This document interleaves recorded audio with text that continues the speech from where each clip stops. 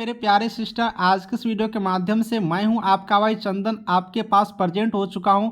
मेरे प्यारे प्यारे सिस्टर एंड जो भी ब्रदर देख पा रहे हैं इस वीडियो को, बिल्कुल रूप से आप लोग से एक रिक्वेस्ट करेंगे, टेलीग्राम ग्रुप का लिंक डिस्क्रिप्शन में ज्वाइन करिए। सारे बात हमसे कर सकते हो, वहां पर कोई भी प्रश्न हो। साथ ही अगर ये वीडियो अच्छा लगे ना तो आपके भाई चंदन का ये चैनल है सब्सक्राइब जरूर करिएगा, क्योंकि बिहार स्वास्थ्य विभाग का नंबर 1 चैनल आप लोगों ने बनाया है यहाँ पर सपोर्ट करके। तो आगे भी बनाते रहिए, जिससे कि हमें भी अच्छा लगता है आपके लिए काम करने में। बिहार टेक्निकल सर्विस कमीशन का जो विस्तृत आवेदन पत्र है, एप्लीकेशन फॉर्म है, उसमें कुछ पॉइंट लिखा हुआ है जिसके बारे में आप लोग पूछ रही थी बार बार। तो चलिए मैं उसके बारे में डिटेल्स जानकारी देने के लिए आ चुका हूँ। इस एप्लीकेशन फॉर्म के बारे में कहाँ पर क्या होना चाहिए, कैसे होना चाहिए, हम पूरी कंप्लीट जानकारी आपको दिखा दिए हैं। लेकिन एक इम्पोर्टेंट जो जानकारी आप लोग बार बार पूछ रहे थे उसके बारे में मैं दिखाने आया हूँ। आज मैं जो बात करूंगा इस पॉइंट को देखिएगा, आप अपने एप्लीकेशन फॉर्म को निकाल करके यहाँ पर गौर से देखिएगा, इसमें क्या लिखा हुआ है उस चीज़ को समझते हैं। कह रहे हैं वेयर यू एलिजिबल, यहाँ पे ये कह रहे हैं where you eligible to apply non publish ANM advertisement in 2015 and subsequent year. तो आप लोग को यहाँ पर नो लिखा होगा, बहुत सारे कैंडिडेट में यस लिखा होगा, लेकिन ज़्यादातर कैंडिडेट में नो लिखा हुआ, बहुत ही कम कैंडिडेट होंगे जिसमें यहाँ पर एस लिखा हुआ। ठीक है ना। तो इस चीज़ को यस और नो क्या होगा वो चीज़ समझ लेते हैं। किस कैंडिडेटों में यस लिखा होना चाहिए, किस कैंडिडेटों में नो लिखा होना चाहिए, इस टॉपिक को कन्फ्यूजन था, मैं दूर कर देता हूँ। सबसे पहले मैं आपको यहाँ पर ये जानकारी दूंगा। इसका कहने का मतलब ये है, आपको ऑफिशियल नोटिस भी दिखाऊंगा, आप लोग वीडियो पर बने रहिए, समझ लीजिए इस चीज़ को, कन्फ्यूजन में है। इसका मतलब ये हुआ कि एएनएम की वैकेंसी, ये जो एएनएम की वैकेंसी का दर्शन अभी जो आप लोग कर रही हो, भाग्यशाली हो, बहुत ही ज़्यादा भाग्यशाली हो। मैं पहले से बताते आ रहा हूँ कि आप लोग भाग्यशाली है, इसलिए ये एएनएम 10,709 परमानेंट की वैकेंसी आप लोग देख रही हो। अब भाग्यशाली किस लिए हो यहाँ पर स्पष्ट हो रहा है। एएनएम का ये जो वैकेंसी आप लोग जो देख रही हो, ये 10,709 का, ये 2015 में निकलने वाला था, 2015 का ही वैकेंसी है। लेकिन नॉन पब्लिश्ड, किसी कारणवश से ये पब्लिश नहीं किया गया, 2015 में ये वैकेंसी को नहीं निकाले गए। अब आप लोग समझ सकती हो 2015 का वैकेंसी कब निकला, तो 2022 में। अब यहाँ पर 15, 5, 20 और 2, 22, पूरे 7 साल के बाद निकला। 7 साल के जितने भी कैंडिडेट हैं सारे भाग्यशाली हुआ कि नहीं, क्योंकि उन लोगों को मौका मिल गया, तो इसीलिए आप लोग भाग्यशाली हो। तो कहने का मतलब है कि 2015 में जो वैकेंसी निकलने वाला था वो वैकेंसी नहीं निकल सका एएनएम का। तो उस टाइम आप लोग क्या इस एज को, अब इस एज में आ रहे थे, 2015 की जो वैकेंसी अप्लाई कर रहे थे, तो उस टाइम में क्या आप इस एडवर्टाइजमेंट के एलिजिबल थे, आपके पास एज था 2015 के टाइम में।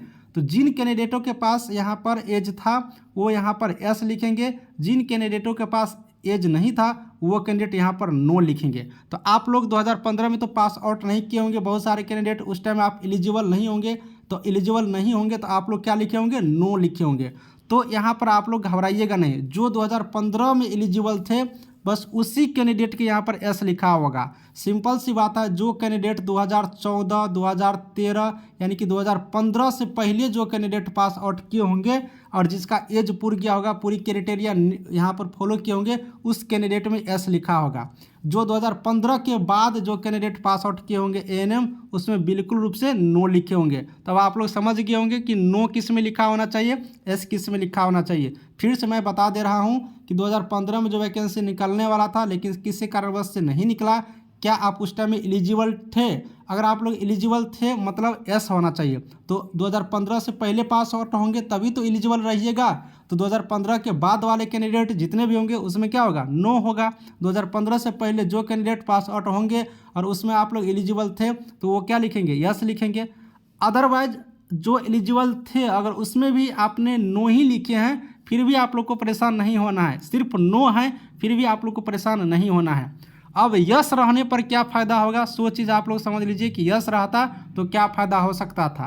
तो चलिए आपको ऑफिशियल नोटिस पर, ये जो है ऑफिशियल नोटिस है, बिहार तकनीकी सेवा आयोग द्वारा विज्ञापन संख्या 7/2022, बिहार महिला स्वास्थ्य कार्यकर्ता एएनएम का पद पर नियुक्ति, ये विज्ञापन है, आप लोग पास होंगे, देखे होंगे।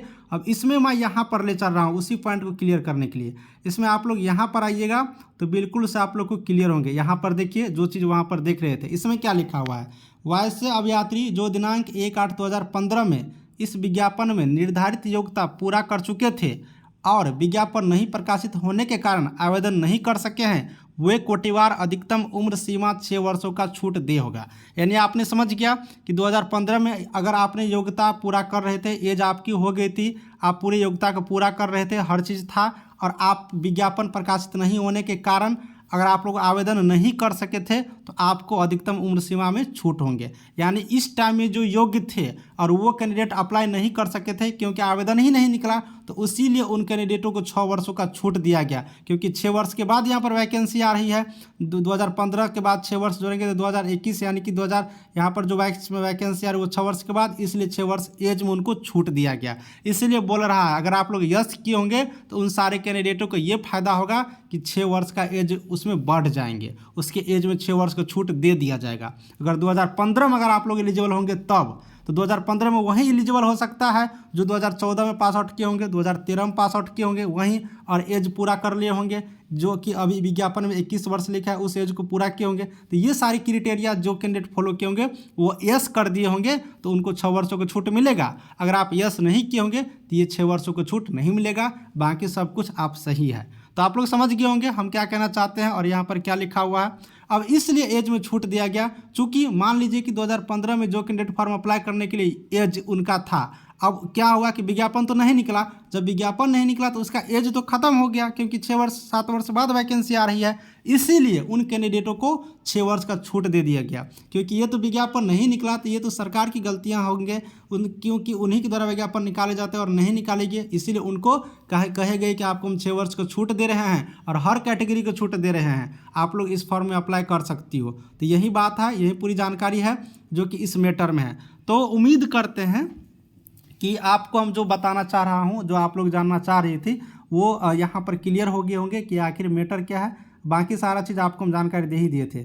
इसी तरह से मेरे प्यारे बहना, प्यारे प्यारे ब्रदर सिस्टर जो भी इस वीडियो को देख पा रहे हैं, अगर आपके मन में कोई भी और भी डाउट हो तो आप कमेंट करिएगा। मैं सारे कमेंट को पढ़ता हूँ, जो अच्छा कमेंट होते हैं उनका जवाब तुरंत दे देता हूँ। जो कमेंटों का लगता है कि वीडियो बनाना चाहिए उस पर मैं देख करके मैं खुद भी वीडियो बना लेता हूँ, क्योंकि देखिए हर चीज़ खुद से ही नहीं हो पाता है, कुछ आप लोग भी वहाँ पर जानकारी देते हैं तो वो सारे कैंडिडेटों के बीच में बता देते हैं, क्योंकि हर कोई को जानना जरूरी होते हैं। तो हम लोग इस चैनल को मिल के चला रहे हैं, हम लोग एक साथ में कार्य कर रहे हैं, ये है, ऐसा नहीं कि हम आप लोग के लिए कर रहे हैं, आप लोग भी मेरे लिए कर रही हो।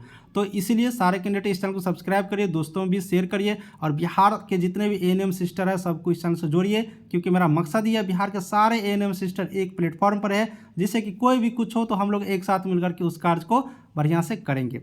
चलिए वीडियो को समाप्त करता हूँ। आप लोग अच्छे रहिएगा, स्वस्थ रहिएगा, कोई डाउट हो, मन में प्रश्न हो तो कमेंट करिएगा। मिलूंगा नेक्स्ट वीडियो में आपका भाई चंदन के साथ। Bye bye.